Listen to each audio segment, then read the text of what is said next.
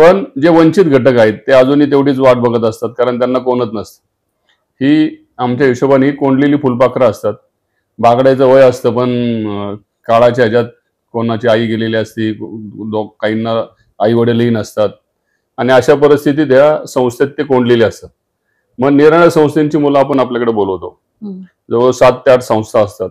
त्यात बार्शी, लातूर त्या भागातली काही हे असतात, काही पारध्यांची मुलं असतात, काही HIV ग्रस्त मुलं, पुण्याच्या बाहेरची पण असतात. हो, पुण्याच्या बाहेरची बोलवतो आपण. दगडखाणीत काम करणारे जे कामगार असतात, त्याच्यात UP MP तिकडची मुलं असतात. कारण दगडखाणीत काम करणाऱ्या कामगाराचं आयुष्य हे अल्प असतं. आपली घरं होतात मोठी, आपण आज एवढ्या मोठ्या बिल्डिंग मध्ये राहतो, पण त्यासाठी कोणाला तरी जळायला लागतं, आणि तो कामगार जळलेला असतो.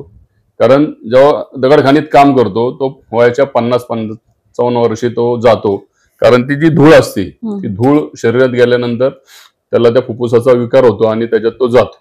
त्यामुळे हे लवकर मुलं अनाथ होतात, आणि जेवढा आनंद देता येईल तो आमचा प्रयत्न असतो. दर मुलांना विचारलं जातं तुम्हाला काय पाहिजे, काय करायचं, आणि मग त्याप्रमाणे थोडंसं नियोजन केलं जातं. यावेळेस त्यांना मेट्रोत घेऊन गेलो होतो. मेट्रोत प्रवास झाला, नंतर त्यांना आपलं विज्ञान जे भवन आहे पिंपरी चिंचवडला, सायन्स पार्क, ते दाखवलं, तिथल्या गोष्टी दाखवल्या. कधी वॉटर पार्कला घेऊन जातो.